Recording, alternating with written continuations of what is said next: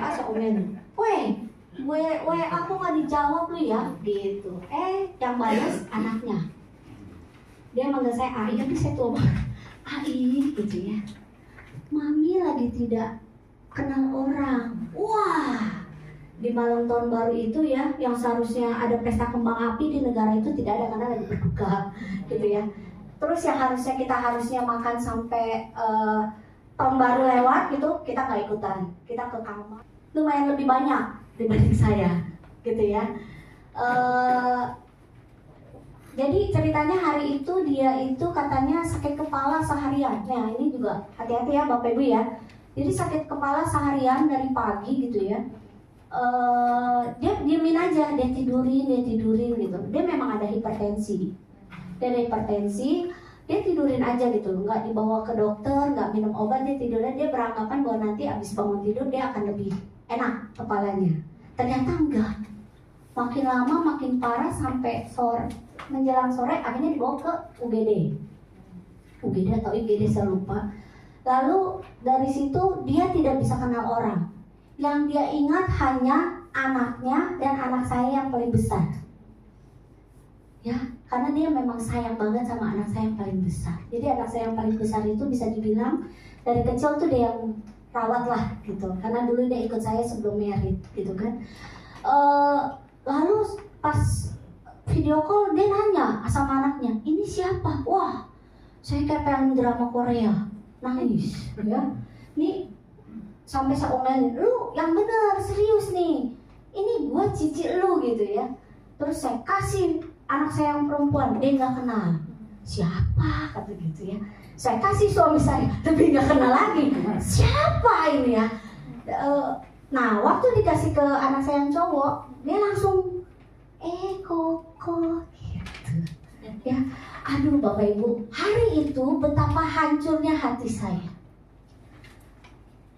Lalu yang membuat bukan kami sih, yang lebih membuat saya lebih down adalah pembuluh darahnya dia itu kena ke mata. Jadi matanya dia itu sedikit tidak bisa lihat. Wah, tambahlah saya ya, nggak meraung sih, cuman maksudnya gila ini apa gitu loh, ini apa gitu loh. Sampai akhirnya saya liburan sisa 2-3 hari di sana nggak tenang gitu ya. Suami saya udahin aja, udah tuh, mama kamu pasti nangis gitu ya. Di malam tahun baru yang harusnya haheho ketawa-ketawa, ini nggak bisa gitu ya Bapak Ibu. Lalu singkat cerita, saya pulang dari liburan itu, langsung saya samperin adik saya belikan semua obat-obat yang udah deh, yang kata orang ini bagus, itu bagus, ini apalah tuh yang mahal itu, apa saya lupa tuh, angkung lah, apa saya nggak ngerti lah ya. Saya beli, saya ini sampai berapa minggu dia tetap nggak bisa ngenalin saya. Saya cuma berdoa. Di dalam setiap kami sekeluarga kan setiap malam selalu berdoa. Di dalam setiap doa kami, ketika giliran kami selalu mendoakan dia. Lalu cuman bilang gini, Tuhan, dia itu kami ini nggak punya orang tua lagi. Mungkin dia mau ngadu atau dia mau cerita sudah tidak ada tempat lagi karena kami sudah berkeluarga masing-masing, gitu ya. Kalau sampai dia kenapa-napa, yang saya pikirkan hanya anaknya.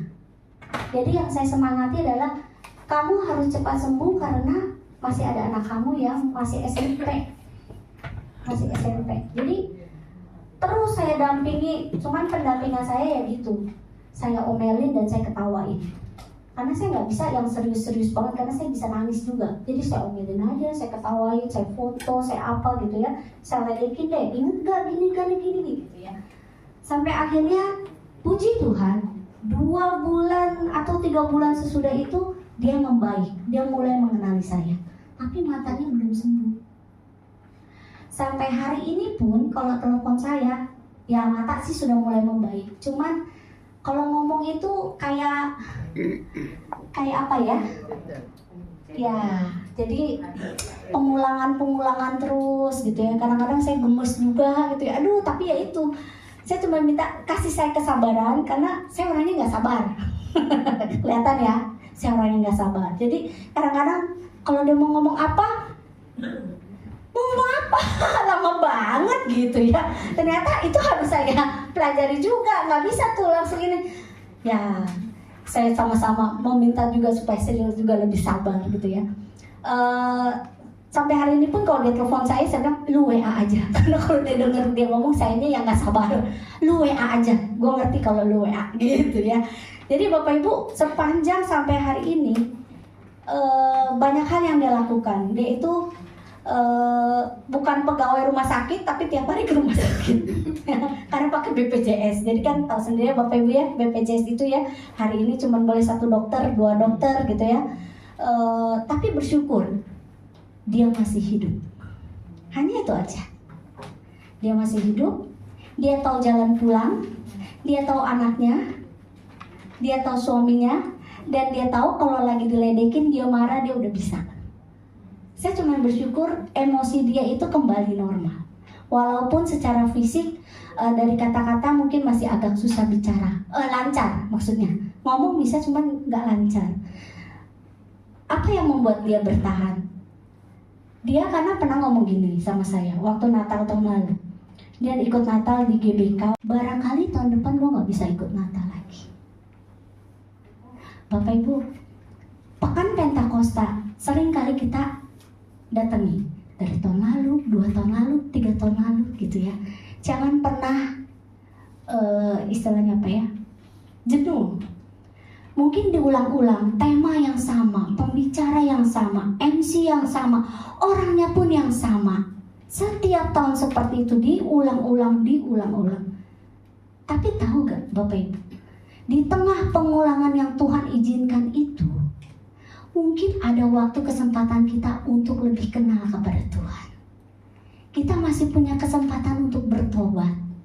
Kalau tahun lalu kita belum bertobat nih, ya, mungkin tahun ini kita bisa tergugah hatinya, kita bertobat dengan mengikuti Pekan Pentakosta.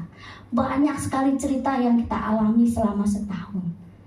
Terus ikut Pekan Pentakosta, bosen ya, dia lagi, aduh ntar musiknya ini lagi, aduh orangnya itu lagi. Jangan pernah berpikir seperti itu. Karena apa? Kadang-kadang Tuhan pakai pengulangan itu menjadikan kita kesempatan untuk bisa bertobat. Gak gampang. Bahkan di dalam setiap doa kami, saya selalu di bagian pengakuan dosa, saya selalu bilang sama Tuhan gini, bersyukur ada orang-orang yang masih mau menegur kita masih berdosa dan bersalah. Bayangkan kalau sudah tidak ada. Tuhan membiarkan kita tidak punya kesempatan lagi. Seperti yang akan kita pelajari hari ini. Seperti jemaat mula-mula, duduk, berbagi, itu gak gampang. Apa yang membuat gampang? Yaitu ketika kita bilang sama Roh Kudus, Tuhan mampukan saya. Gak gampang untuk mengasihi orang, gak gampang untuk berubah. Tapi percayalah, Roh Kudus yang sama dari dulu sampai sekarang, yang tidak akan membiarkan kita jalan sendiri. Peganglah tanganku, Roh Kudus. Peganglah tanganku, Roh Kudus, setiap hari. Ku tak dapat jalan sendiri tanpa Roh-Mu. Bawalah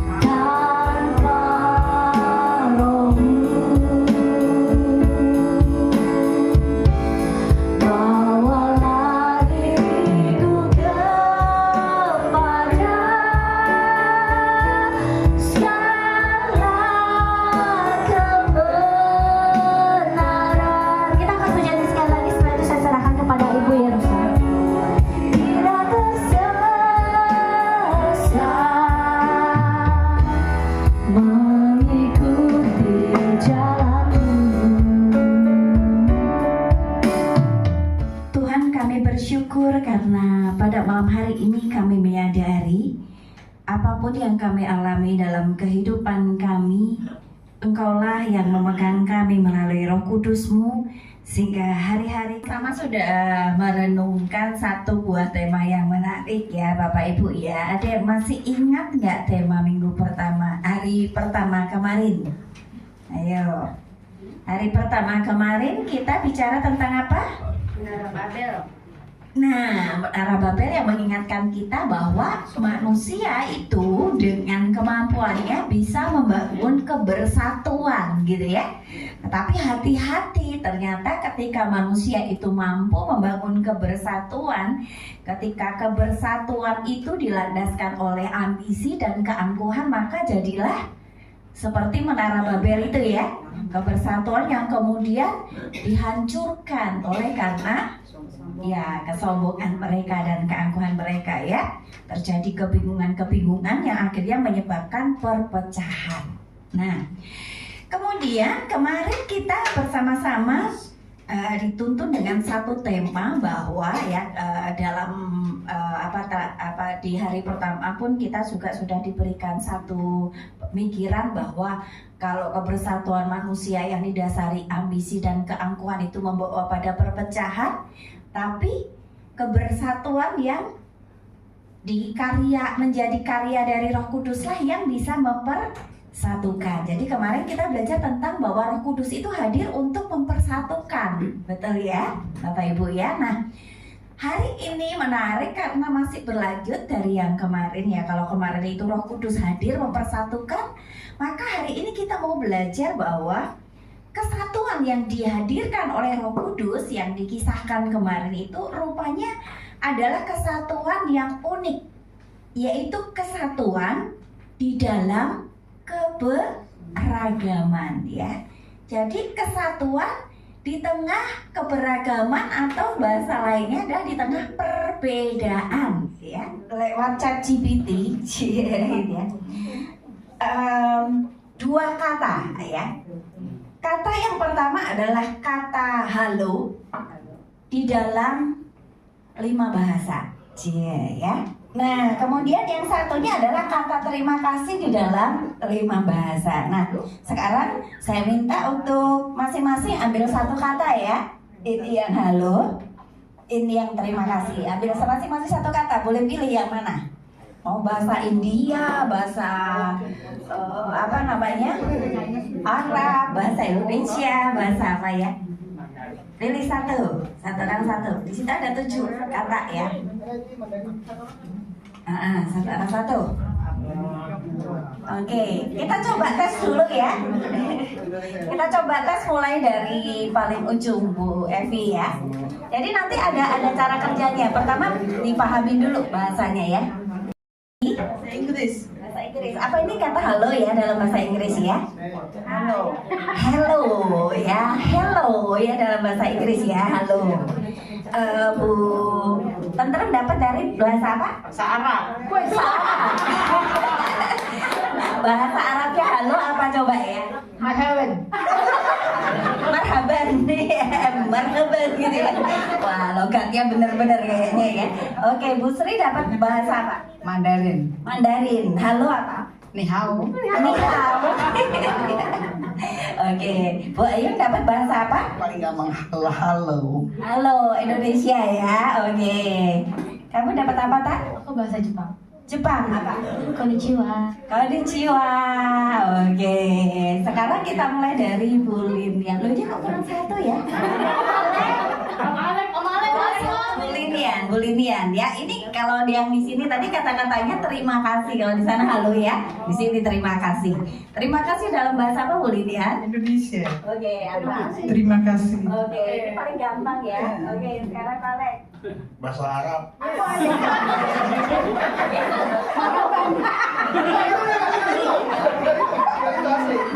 Syukran. Syukran. Iya, oke. Bu Linian dapat apa? dalam bahasa Mandarin. Oke, Xie-xie. Oke. Terima kasih dalam bahasa Korea. Apa nih? 감사합니다.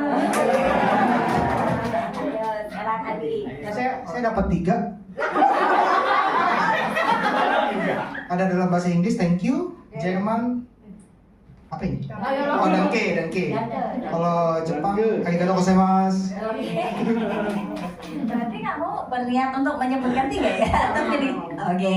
Berarti di sini yang 3 siapa nih? Dapat yang 3 Evata ya. Oke, sisanya kasih Evata. Nah, persoalannya begini ya. Kita kan berkaitan dengan bahasa.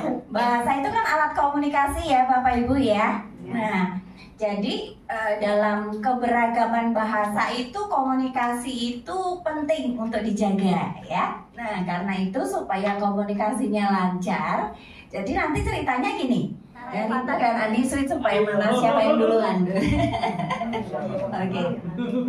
3, 2. Yang ini apa? Oke. 3, 2, 1. Oke, berarti siapa dulu? Yang kalah dulu lah. Yang kalah dulu. Berarti mulai dari Bolinian ya. Enaknya Bolinian karena dia hanya nyebut. Oke, mulai dari Bolinian ya. Terima kasih. Terima kasih, syukran. Terima kasih, syukran, xie-xie. Terima kasih, syukran, xie-xie. 감사합니다. Terima kasih, syukran, syekh, kamsahamnida. Kan ini urutannya bebas kan? Danke, arigato, thank you. Oke, tepuk tangan dulu buat kelompok. Nah, sekarang kelompok yang kedua. Ada yang lebih susah. Ya, kamu hello. Hello, marhaban. Hello, marhaban. Ni hao.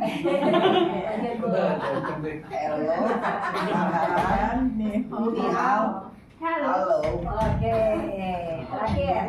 Hello, marhaban, ni hao, halo, konnichiwa, annyeonghaseyo. Iya tadi, aloha. Aduh, satu lagi bahasa apa sih? Korea. Oh, udah tadi annyeong. Jepang tadi, oh iya, konnichiwa. Udah semua kok disebutkan. Kita beri tepuk tangan buat kedua belah pihak. Ya boleh, silakan kembali ke tempat duduk masing-masing. Hari ini mau berbicara tentang kesatuan dalam keragaman. Kalau tadi kita sudah melihat, oh keragaman itu ternyata ada juga bentuknya dalam hal bahasa. Tapi keragaman dalam sebuah persekutuan itu ternyata nggak cuma bahasa ya. Tapi keragaman dalam sebuah komunitas itu bisa macam-macam ya. Keanekaragaman dan keberagaman itu bisa macam-macam. Nah, kita akan melihat keragaman apa yang pernah ya tertulis di dalam Kisah Para Rasul 2 ayat yang ke-11 ya. Oke. Kita baca dari Kisah Para Rasul pasal 2 ayat yang ke-11. 2, 3, baik orang Yahudi maupun penganut agama Yahudi, orang Kreta dan orang Arab, kita mendengar mereka berbicara dalam bahasa kita sendiri tentang perbuatan-perbuatan besar yang dilakukan Allah. Nah, di ayat ini juga bicara tentang bahasa nih ya. Ada beberapa macam ada beberapa macam orang yang juga punya macam-macam bahasa ya. Nah, Kisah Para Rasul 2 kalau kita lihat dalam ayat 1 sampai 13 itu sebetulnya lagi bicara tentang apa Bapak Ibu? Tentang Pentakosta ya, di mana Roh Kudus pada waktu itu turun atas diri para murid, yang mana murid itu berhadapan dengan orang dengan keanekaragamannya, dengan macam-macam bangsa, yang mana di dalam sebuah bangsa itu ada macam-macam bahasa, budaya, ya kebiasaan dan lain sebagainya. Jadi peristiwa yang dicatat di dalam Kisah Para Rasul 2 itu terjadi pada hari Pentakosta. Apa yang menarik di hari Pentakosta pada waktu itu? Jadi pada waktu itu umat Yahudi merayakan panen selama 7 minggu setelah Paskah ya. Nah, pada hari panen yang dirayakan, yang mereka terima dalam bahasa mereka masing-masing. Pesan yang disampaikan adalah berita keselamatan yang terbuka untuk semua orang, bukan hanya terbatas satu kelompok etnis, suku, budaya saja, tetapi untuk mereka juga. Nah, hal-hal besar yang mereka terima dalam bahasa mereka itulah yang akhirnya membuat mereka bertobat, Bapak Ibu ya. Beribu-ribu orang dari beragam-ragam bangsa itu bertobat. Nah ini ya, kita yang bermacam-macam ini dalam perbedaan kita, mari kita merayakan perbedaan ini. Jadi perbedaan jangan dijadikan sumber perpecahan ya, tetapi perbedaan adalah sesuatu yang mari kita rayakan dalam pekan Pentakosta ini. Bahkan nanti ketika Pentakosta itu adalah perayaan puncak, kita merayakan keberagaman kita ya. Kan Ibu Pendeta udah ngomong nih di depan ya. Coba saya mau tahu penekanan dari ayat berapa yang dibaca oleh pendeta. Bu Sri, 11. dari mana Bu ayat? Bisa masuk 2 ayat 11. Betul nggak Bu? Betul. Oke, Bu Sri. Kok bilang kok aneh? Baik Bapak Ibu, kita sungguh bersyukur ya di hari ini kita boleh mendengarkan bahwa keragaman itu banyak, dan itu ternyata salah satunya adalah dari rencana Tuhan.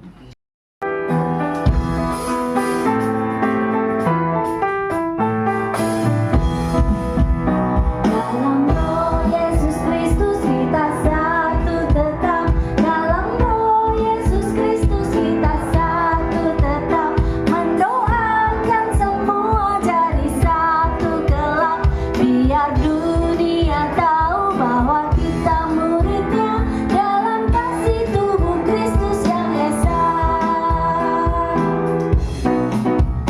Kita jalan bersama bergandengan erat, kita jalan bersama bergandengan erat, menyiarkan berita bahwa Tuhan dekat, biar dunia tahu bahwa kita muridnya dalam kasih tubuh Kristus yang esa.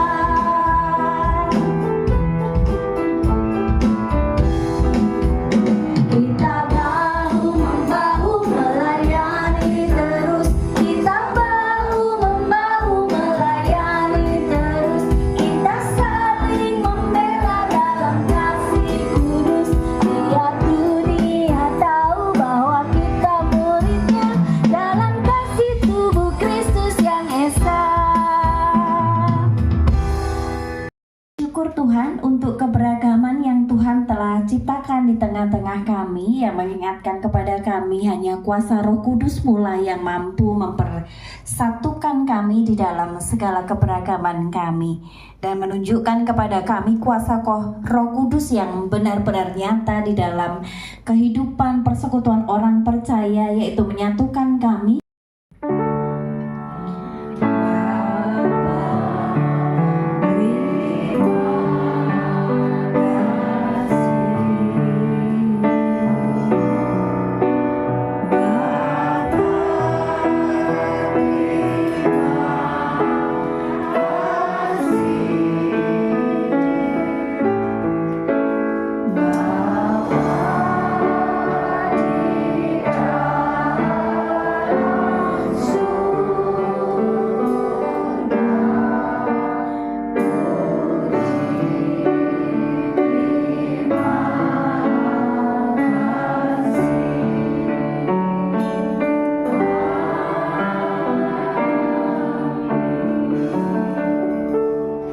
Siapa jemaat yang menerima kita malam hari ini?